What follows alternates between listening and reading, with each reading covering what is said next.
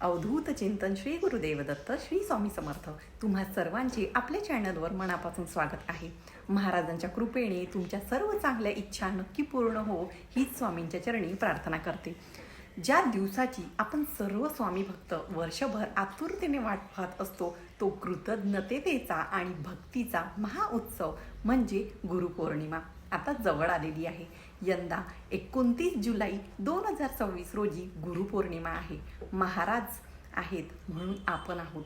आपल्या आयुष्याची सुरुवात आणि शेवट दोन्हीही महाराज आहेत। याच गुरुपौर्णिमेचे औचित्य साधून आपण दरवर्षीप्रमाणे जी 21 दिवसांची सेवा करतो ती कशी करायची आणि त्याचे नियम काय आहेत हे आज आपण सविस्तर जाणून घेणार आहोत। आपली ही 21 दिवसांची सेवा 9 जुलैपासून सुरू होऊन 29 जुलैपर्यंत चालणार आहे। हा व्हिडिओ मी तुम्हाला मुद्दामून आधी देत आहे कारण या दिवसांच्या काळात अनेक महिलांना मासिक धर्माची अडचण येऊ शकते आणि त्यामुळे सेवा ही आपली खंडित होण्याची भीती वाटते। पण घाबरून जाऊ नका। जर तुम्हाला 9 तारखेच्या आसपास मासिक धर्म येणार असेल तर तुम्ही तुमची सेवा 4 ते 5 दिवस आधीच सुरू करू शकता किंवा जर तुमची सेवा 29 जुलैच्या नंतर काही दिवस पुढे गेली तरीही काही हरकत नाही। थोडक्यात सांगायचे तर तुम्ही तुमच्या सोयीनुसार सलग 21 दिवस ही सेवा पूर्ण करू शकता। महाराजांना आपला भाव महत्त्वाचा आहे।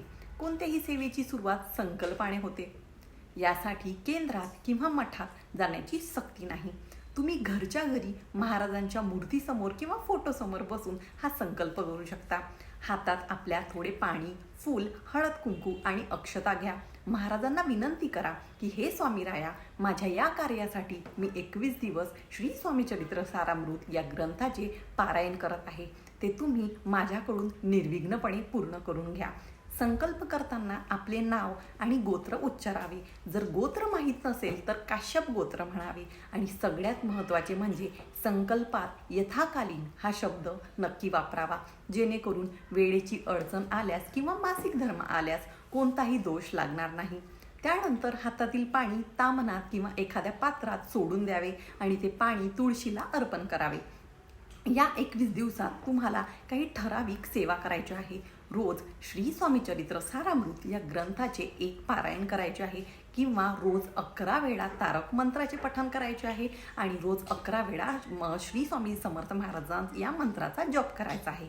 तुम्हाला वेळेअभावी तिन्ही सेवा शक्य नसतील तर यापैकी कोणतीही एक सेवा तुम्ही पूर्ण श्रद्धेने करू शकता।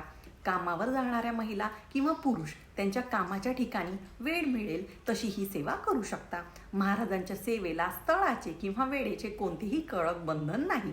ही सेवा अत्यंत प्रभावी आहे पण तिचे काही साधे नियम आहेत जे पाळणे आवश्यक आहे।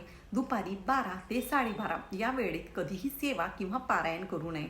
या 21 दिवसात दुसऱ्याच्या घरचे अन्न खाऊ नये। अर्थात तुम्ही आईच्या हातचे खाऊ शकता।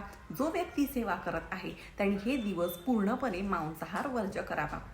घरातील इतर सदस्य खाऊ शकतात पण सेवा करणाऱ्याने काटेकोरपणे शाकाहार पाळावा। पारायण करताना लहान बाळ रडले किंवा दारावर कोणी आले तर तुम्ही उठून ती कामे करू शकता आणि पुन्हा हात पाय धुवून पारायण तिथूनच पुढे सुरू करू शकता। आता अनेकांना प्रश्न पडतो की हे पारायण केल्याने काय होते। मित्रांनो, शून्यातून विश्व निर्माण करण्याची ताकद या सेवेत आहे। सुयोग्य जोडीदार मिळणे, नोकरीतील अडचणी दूर होणे किंवा आयुष्यातील थांबलेली कामे मार्गी लागणे या सगळ्यासाठी हे पारायण एक संजीवनी आहे।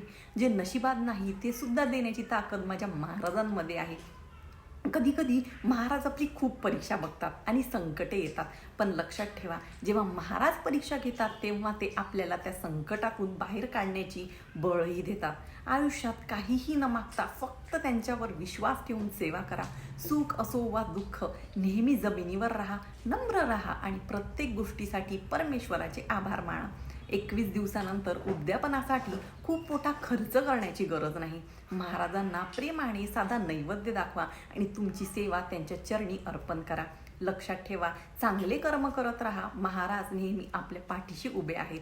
भिवू नकोस, मी तुझ्या पाठीशी आहे।